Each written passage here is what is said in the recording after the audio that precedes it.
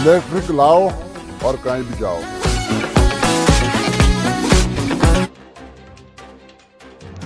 प्रयागराज जनपद के कौंधियारा थाना क्षेत्र के अंतर्गत बड़गोना कला पीड़िता खुशबूबिन पत्नी राजेश बिन के साथ 7 दिसंबर को घटना हुई थी।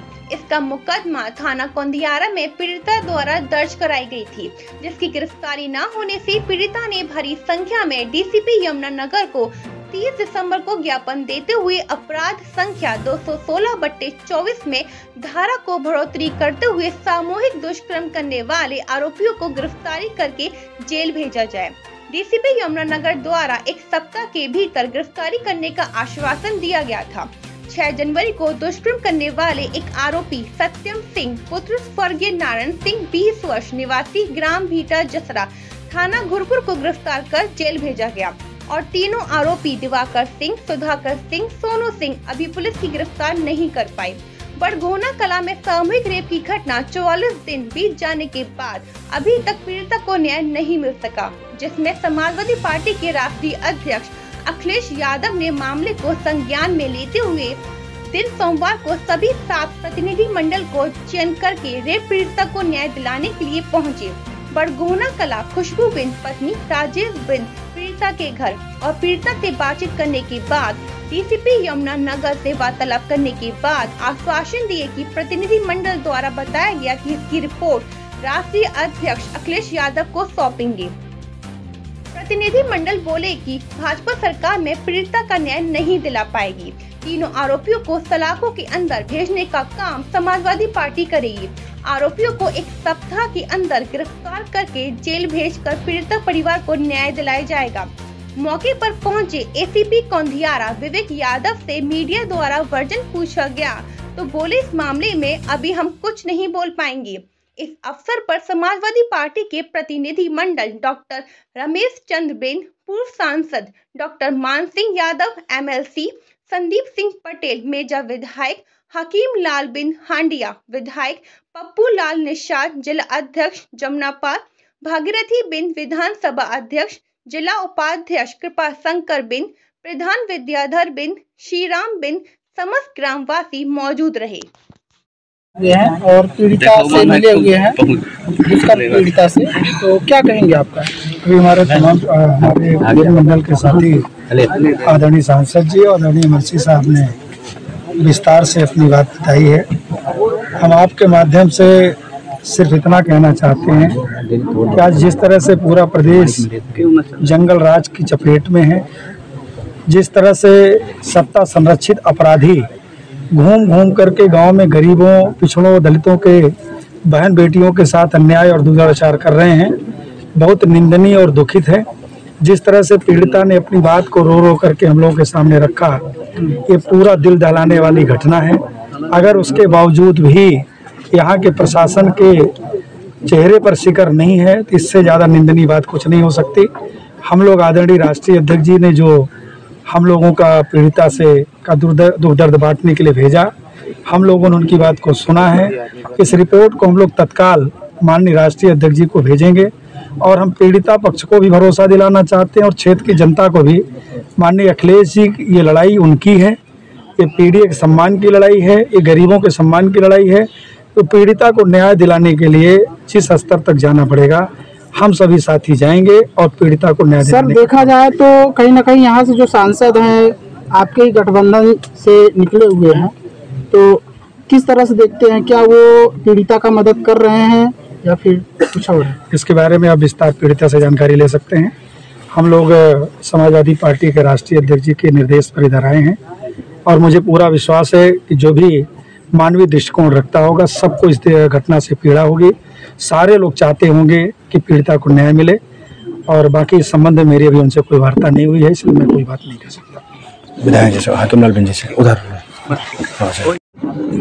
सांसद जी आप यहाँ पर आए और यहाँ पर पीड़िता से मिल करके क्या कहेंगे?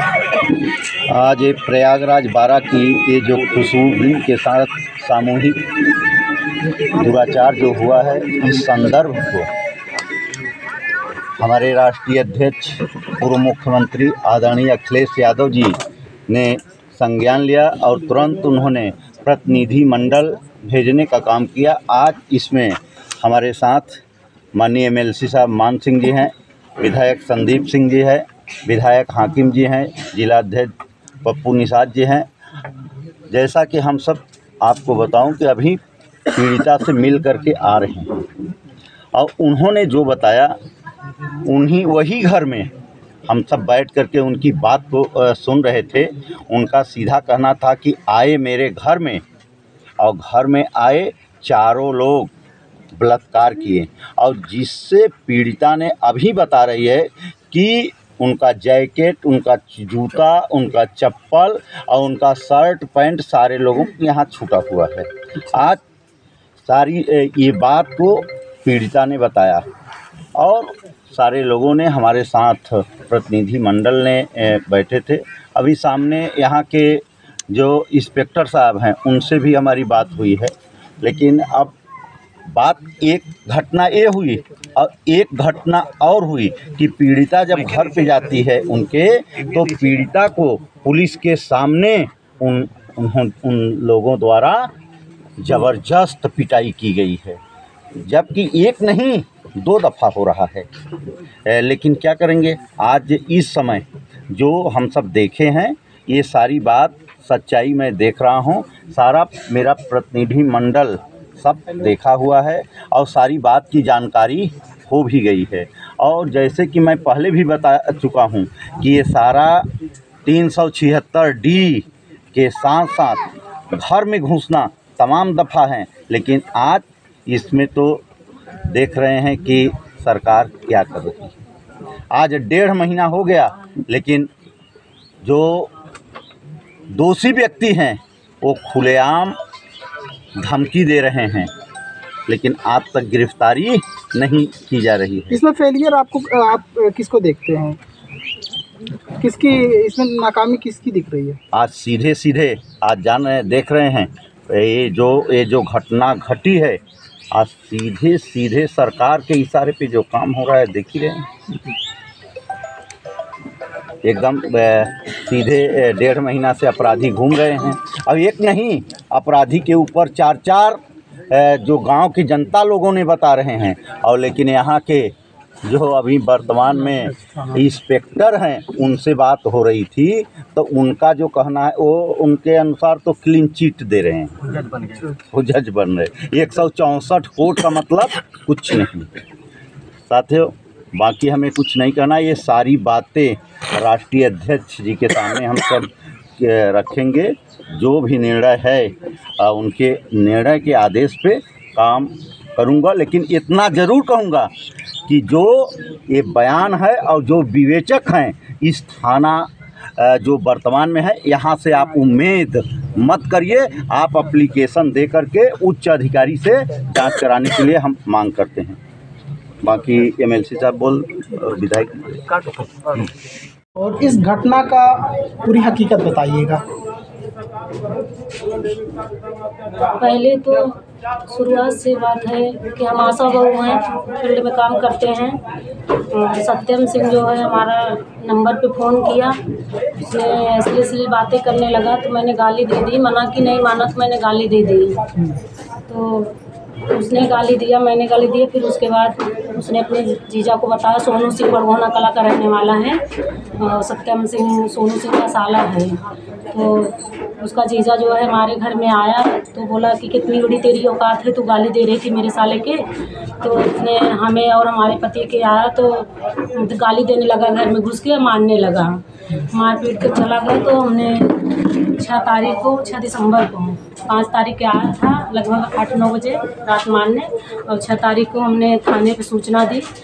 तो वहाँ पे उसी बात को लेकर ये दिवाकर सिंह, सुधाकर सिंह, सोनू सिंह, सत्यम सिंह चारों हमारे घर में घुस आए 7 तारीख को लगभग 8-9 बजे रात। तो आए तो बोले तेरी कितनी बड़ी औकात है, तू थाने तक पहुंच गई। गाली वाली देने लगे और हमारे साथ बारी बारी से बलात्कार किए और रिवाइवल सटा के कनपट्टी पे बोले। कितना बज रहा था रात को? उस समय लगभग ऐसे 8-9 बज रहा था रात को। उस दिन हमारे आदमी नहीं थे, मेरे आदमी को माइग्रेन की दवा चलती है, वो बाहर गए थे दवा के लिए। हमारा एक छोटा सा बच्चा है, उसी के साथ में हम घर में लेटे थे। जी। तो बारी बारी से हमारे साथ बलात्कार किया और रिवाइवल सटा के बोले कि ज़्यादा कुछ बोलेगी तो जान से मार देंगे तुम्हें और तुम्हारे बच्चे को। मैंने किसी तरीके से अपनी जान बचाई, उन लोगों ने भागे, मैंने शोर मचाई, रोने लगी तो अगल बगल जो अड़ोस पड़ोस के लोग हैं इकट्ठा हुए तो बोले कि ये 112 नंबर कॉल कर दीजिए, पुलिस आए।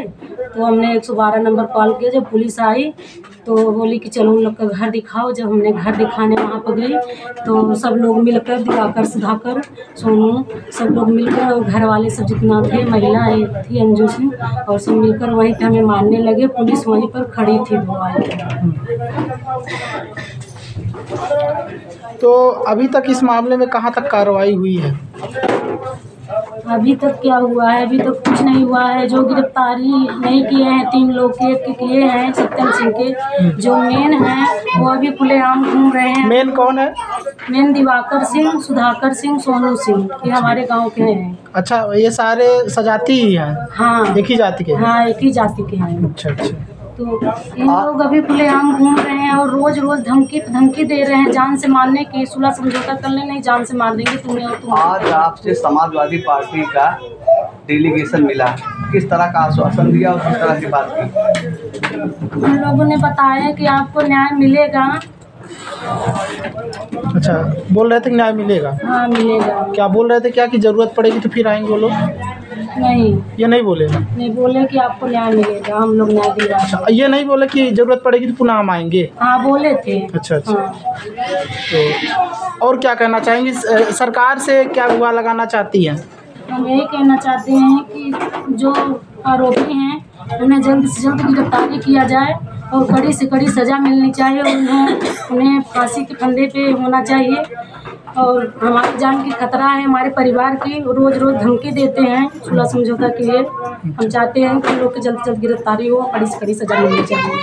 ठीक। पीड़िता से बात करके किस तरह से क्या कहना है आपका? देखिए, अभी हमारे आदरणीय सांसद जी ने बहुत सारी बातों को रख दिया है और मैं सिर्फ यही कहूँगा कि जिस तरीके से पुलिस प्रशासन और सरकार का ये रवैया है उसको देखते हुए लग रहा है कि लोकतंत्र रह ही नहीं गया है। आप बताइए, 164 के तहत पीड़िता बयान दर्ज कर रही है और जो मेन अभियुक्त हैं तीनों वो अभी बाहर घूम रहे हैं। आप खाना पूर्ति करने के लिए एक व्यक्ति को गिरफ्तार कर लेते हैं और उसको लीपापोती करने में लगे हुए हैं। तो मैं ये स्पष्ट बता देना चाहता हूँ कि जिस तरीके से आज योगी सरकार कहते हैं कि मोदी है तो मुमकिन है, आप बताइए इस तरह महिलाओं के साथ बलात्कार करके और बलात्कारियों को ये घुमा रहे हैं बाहर। सरकार को जेल के अंदर रहना चाहिए। पढ़ाओ बोल रही है सरकार, तो बेटी बचाओ बेटी पढ़ाओ बोल रही है। तो ये इनका बेटी बचाओ और बेटी पढ़ाओ का जो ये नारा है, ये उस पर कालिख लगाने का काम कर रहे हैं। आप बताइए, पीड़िता का अभी हम लोग जब प्रतिनिधिमंडल वहाँ गए, वो रो रो के बुरा हाल है। बता रही है कि बताइए मुझे आकर के यहाँ मारे पीटे और पुलिस प्रशासन खुद उनको धमका रही है कि आप यहाँ से चले जाओ, नहीं तो आपको और ये धमकाएंगे। आप बताइए, कानून का राज है कि जंगल राज है? आज जिस तरीके से भारतीय जनता पार्टी शासन सत्ता चलाना चाहती है, उसका ये एक नमूना पेश है कि घर में आकर के दबंग बलात्कार करते हैं और उनको पुलिस बाहर घुमा रही है। खबर ये भी है सर कि जो मतलब आरोपी हैं और उनके जो पिता हैं, उनके दोनों बेटों के हाथ मतलब नाम पर हथियार है। तो इसको किस तरह से देखते हैं? क्या हथियार को कहीं ना कहीं अब कब्जे में ले लिया गया है उनके? देखिए, ये लड़ाई बड़ी है। प्रतिनिधिमंडल की रिपोर्ट माननीय अखिलेश यादव जी के यहाँ जब प्रेषित होगी और कमेटी वहाँ जो निर्णय लेगी कि इस लड़ाई को हमें किस स्तर तक लड़ना है, लेकिन एक बात हम साफ कर देना चाहते हैं, जब तक पीड़िता को न्याय नहीं दिला देते हैं तब तक हम लोग चैन से बैठेंगे नहीं। माननीय राष्ट्रीय अध्यक्ष जिसके लिए पूरा अधिकार उन पर सुरक्षित है, आज रिपोर्ट हम लोग बनाकर शाम तक प्रेषित कर देंगे। जो निर्णय शीर्ष नेतृत्व का होगा वो फिर आगे किया जाएगा। बहुत बहुत धन्यवाद। संदीप सर, क्या कहेंगे? आज आप बड़गोना में आए हैं, रेप पीड़िता से कहीं ना कहीं आप मिले हैं, रूबरू हुए हैं, तो मिल करके कैसा आपको लग रहा है कि इसमें क्या सच्चाई है? देखिए, निश्चित रूप से भारतीय जनता पार्टी की सरकार आज प्रदेश से देश में चल रही है। भारतीय जनता पार्टी की सरकार में दलित शोषित पिछड़ा समाज निश्चित रूप से अत्याचार का शिकार इनके हो रहा है और ये हमारा जनप्रतिनिधि मंडल माननीय राष्ट्रीय अध्यक्ष जी के निर्देशानुसार आया है। निश्चित रूप से सही जो इसमें सच्चाई है हम लोग अपने राष्ट्रीय अध्यक्ष जी को अवगत कराने का काम करेंगे और ये सारी बातें हम लोग पुलिस के बड़े अधिकारियों से भी बताने का काम करेंगे और लिख कर भी देने का काम करेंगे कि जो यहाँ की पुलिस लीपापोती करने का काम कर रही है निश्चित रूप से वो पुलिस बख्शे नहीं जाएंगे और उनके खिलाफ सख्त से सख्त कार्रवाई कराई जाएगी। ये हम लोग आज जनता के बीच कह कर जा रहे हैं। 1.5 महीना होने को है और अभी तक कहीं ना कहीं पूरे आरोपी गिरफ्तार नहीं हो पाए हैं, तो इसको किस तरह से देख रहे हैं? क्या इसमें जो प्रशासन है कुछ अलग लेवल पर काम कर रही है या कुछ और है इसमें? निश्चित रूप से प्रशासन पूरी तरह अपराधियों को बचाने के प्रयास में लगी है और ये उनके मंसूबे पर ऐसा नहीं होगा। निश्चित रूप से अपराधियों के खिलाफ कार्रवाई होगी। हम लोग अपने राष्ट्रीय अध्यक्ष जी को सारी रिपोर्ट सौंपने का काम करेंगे और हम लोग सड़क से लेकर सदन तक खुशबू बिंद की लड़ाई लड़ने का काम करेंगे। सर, बुलडोजर की बात होती है, बुलडोजर पर क्या कहेंगे इस समय? बुलडोजर पर क्या कहेंगे? बुलडोजर अगर यही किसी समाजवादी पार्टी का नेता या कार्यकर्ता किया होता तो निश्चित रूप से उसके घरों पर बुलडोजर चलता और भारतीय जनता पार्टी की सरकार में एक जात विशेष के लोगों को निश्चित रूप से छूट दी गई है। वो चाहे जितना बड़ा अत्याचार करेंगे उनके लिए सारी चीज़ें छूट है। ठीक है, बहुत चलिए।